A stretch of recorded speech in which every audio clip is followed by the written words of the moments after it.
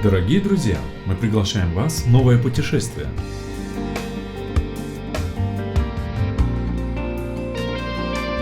Восхитительные финиковые пальмы едва выдерживают тяжесть плодов.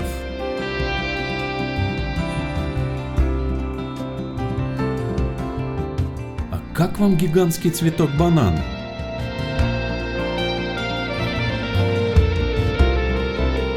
Прохладным водам Иордана в такую-то жару рады и дети, и взрослые.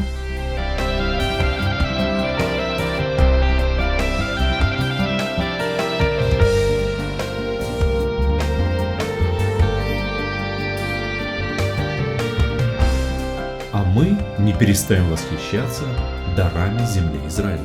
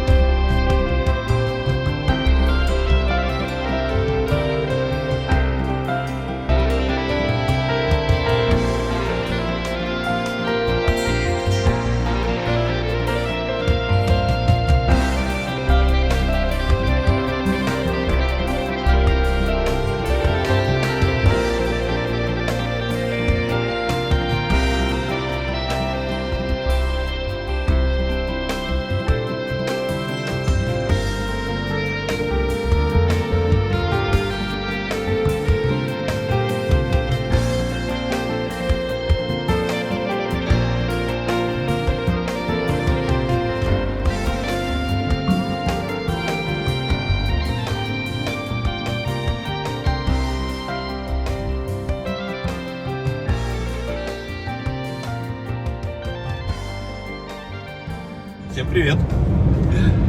Мы совершаем новое путешествие в Галилею и по пути посетим подлинное место крещения Господня на реке Иордан. Это уже стало традицией, что по пути в Галилею мы заезжаем сюда, чтобы увидеть, какое состояние воды, сколько воды в реке Иордан. И это очень интересно, нам самим очень любопытно видеть. Сколько людей, есть ли туристы? Будем искать туристов, будем искать паломников, есть ли паломники. Будут наши местные туристы. Да. Кто там вообще есть?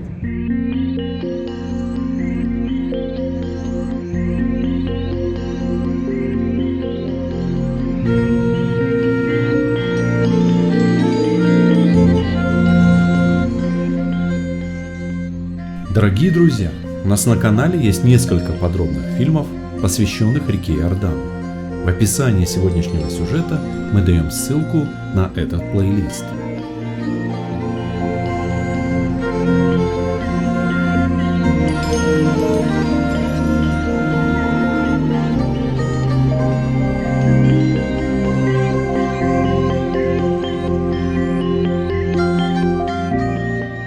Здесь мы встретили группу эфиопских паломников с местным гидом, который внимательно слушает его в месте крещения. Обратите внимание. Усталый барабан уже отработал и отдыхает.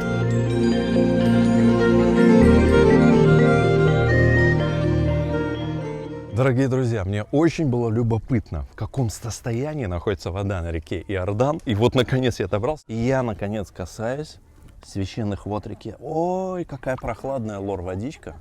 Классная просто. Традиционно умоюсь. И интересно, что на той стороне мы увидели группу туристов. Это вот Иордания. Буквально 5 метров меня отделяет от них. А я со стороны израильской погружаю руки в священные воды реки Иордан, умываюсь. Прекрасная вода. Ай, класс. На месте крещения Господня на реке Иордан.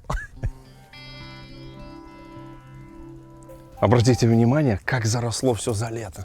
Смотрите, вот эти вот заросли, совершенно аутентичные дикие джунгли.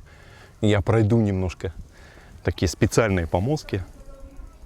Паломники совершают обычно омовение. Вода есть, Немного, но есть вода.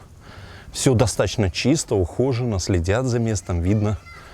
И вот здесь тоже поросло все. Посмотрите, какие джунгли.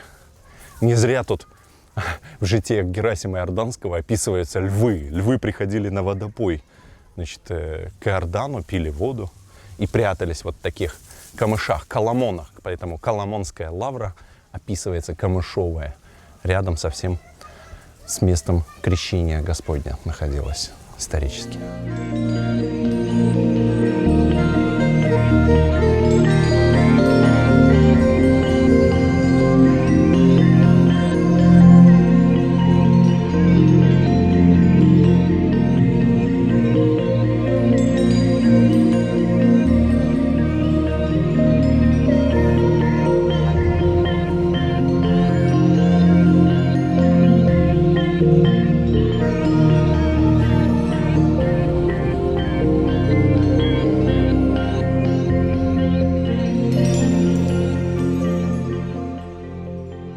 שלום, מה שלומכם?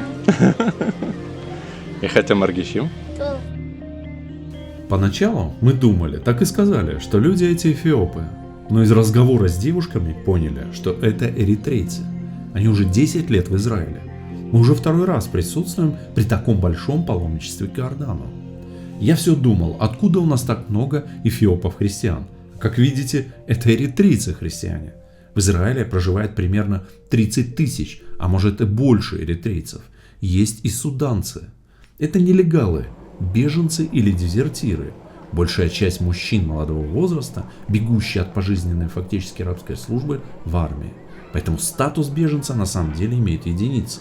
Порядка 3 десятков человек. В основном они живут со статусом трудовых мигрантов. Посмотрите, сколько детей, рожденных уже в Израиле. Ужасные условия жизни в нищих африканских странах, гражданские войны, этнические чистки – все это способствует постоянным волнам миграции. Эритрейская община в Израиле платит дань диктатору своей страны, иначе семья, оставшаяся на родине, будет наказана. Живут эритрейцы в основном в Южном Тель-Авиве, где очень выросла преступность и случаи насилия. Мигранты из стран Африки в Израиле – это отдельная тема и для страны большая проблема, которая пока, к сожалению, не решается. Мы едем дальше, а автобусы с паломниками к Иордану все еще прибывают. Но разве можно проехать мимо этих пальмовых плантаций? Тем более, что лазейка в заборе имеется. Я туда. С удовольствием снимаю. Это очень красиво и трогательно. Вот так плоды будут вялиться прямо на дереве.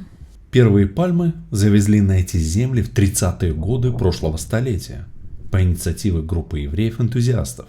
Нелегкое и даже опасное это было дело – почти нелегальный перевоз финиковых отпрысков, национального достояния восточных стран. А сегодня это одна из основных сельскохозяйственных культур нашей страны. Землю вновь украшают плантации финиковых пальм, как в библейские времена. И их становится все больше и больше. А как же иначе? Ведь финик – это одно из 7 священных растений этой земли. Мы едем дальше. По пути также встречаются и плантации манго. Мимо бананов на этот раз мы тоже не проехали. Можно ведь без труда зайти под сетку и снимай себе видео, сколько угодно. Не всем приходилось видеть, как растет огромный цветок. Вот он. Под каждым его листом прячется будущая банановая кисть. Приходит пора сбора. И сейчас все делается так же, как и веками раньше. Один работник гроздь ловко срубает, и она падает. Но не на землю, а на спину второго работника. На огромной банановой грозди может развиваться до 300 плодов. И весит гроздь где-то 50 килограммов. С точки зрения ботаников, банан – это ягода, и растет она в траве. Вот такая гигантская трава, не дерево, которая обновляется каждый год.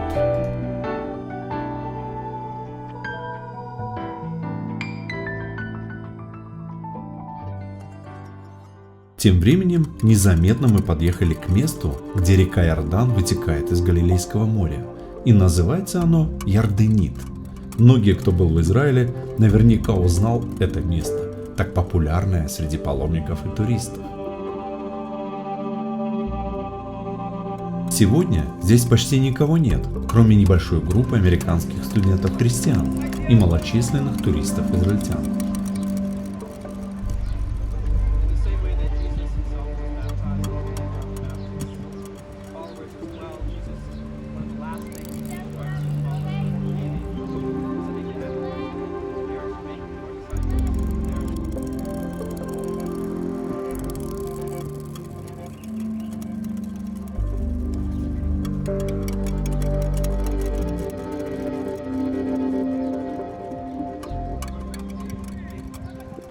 А вот здесь, южнее Ярденита, мы обнаружили целый центр отдыха с возможностью плавания на каноэ, и людей здесь было очень много.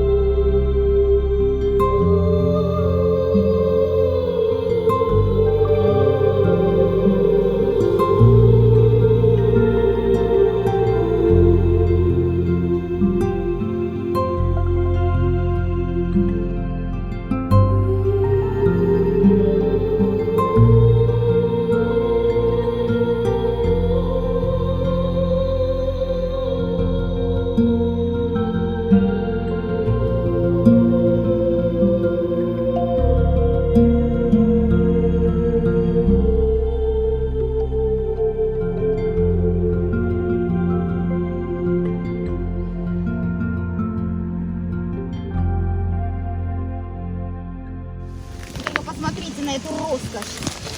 Просто обламывается под тяжестью. Ее даже закрепили. Какие они огромные. Вот это да, это новый урожай финиковых пальм. Тамар на иврите. Тамарин. Какие красавцы, а? Какая роскошь.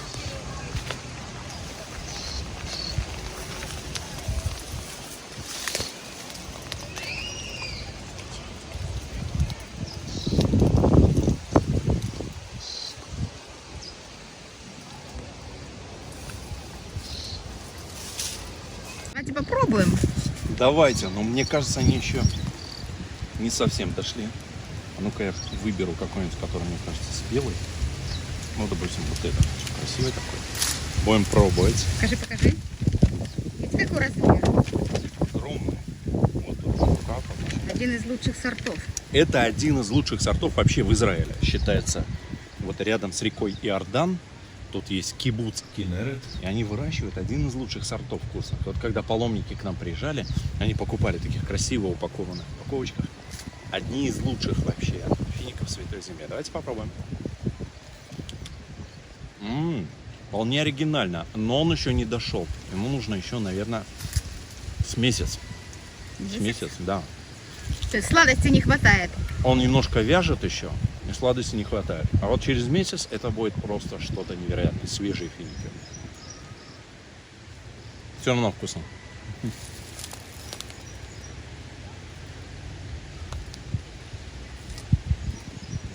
И мне сорви, я тоже хочу. Пожалуйста, Луиза. Спасибо.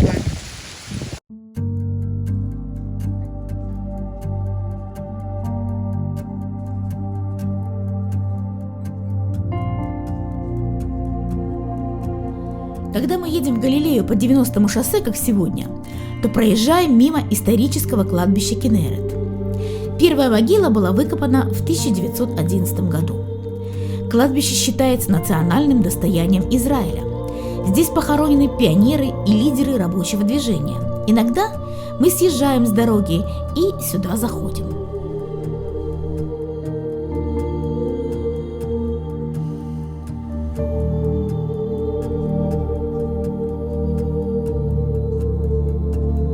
Находясь на этом кладбище, испытываешь действительно какое-то чувство, такое умиротворение.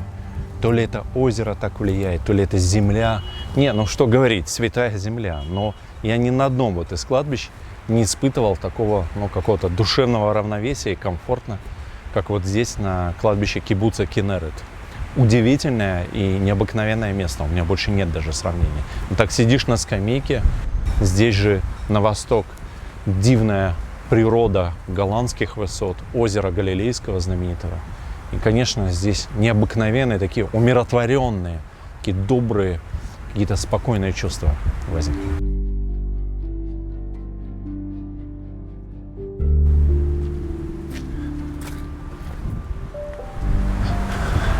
Это захоронение очень известного человека из еврейского мира, один из немецких социалистов, который оказал влияние на знаменитых Фридриха Энгельса и Карла Маркса, Моисей Гесс, или Моше Гесс, как на иврите принято его называть.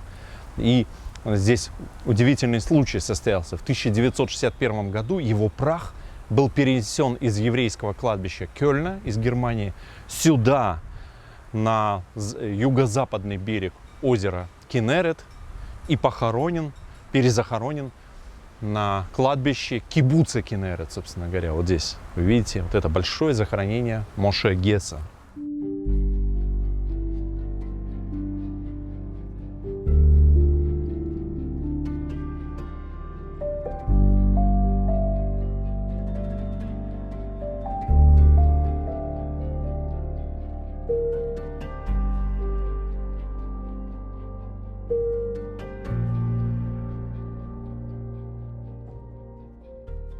Здесь похоронена известная израильская поэтесса Рахель. Настолько известная, что даже когда говорят о ее поэзии, не говорят ее фамилию, говорят просто Рахель.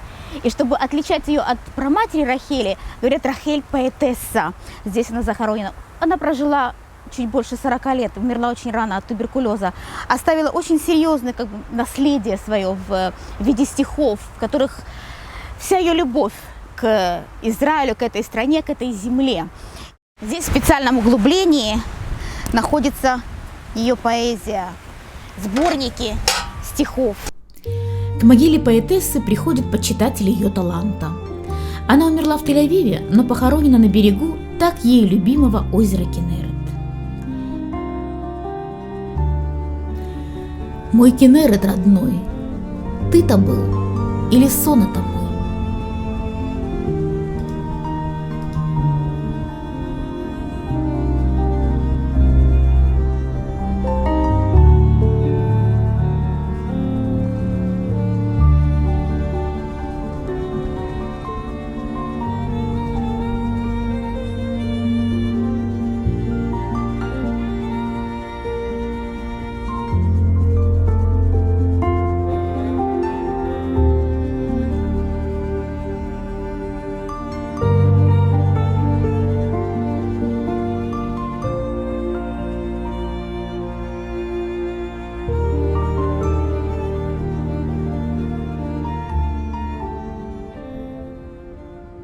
Озеро Кинерет или Галилейское море находится на минус 213 метров ниже уровня Мирового океана, что делает его особенным. Это самое низко расположенное пресноводное озеро на Земле. Есть интересное явление, которое известно с глубокой древности. Почти каждый день в теплое время года после 2 часов в озере поднимаются волны. Это происходит из-за слоев воды разной температуры, и теплая и холодная вода озера почти не смешивается. В середине дня над озером стоит очень теплый воздух, а ветер, дующий на восточный берег, гонит теплый слой воды к берегу. Холодные же слои остаются неподвижными. В это время дня рыбаки не выходят рыбачить в середине озера, так как это опасно. Длина озера составляет 22 километра, ширина 13 километров. Самое глубокое место 43 метра, а при самой высокой воде 47 метров. Есть интересный факт, который известен немногим. В 2013 году на дне озера обнаружили огромное строение, которому предположительно 5000 лет. Это рукотворное строение из базальтовых блоков. Его диаметр 70 метров, а высота более 10 и вес около 60 тысяч тонн. Эта пирамида сложена из необработанных базальтовых глыб. Ученые уверены, что пирамида – дело рук человеческих. Дорогие друзья, мы так были сегодня увлечены природой, что забыли с вами попрощаться. Будьте все здоровы, счастливы и благополучны. Ставьте лайки, пишите комментарии. Чем больше лайков, тем больше людей смогут увидеть это видео.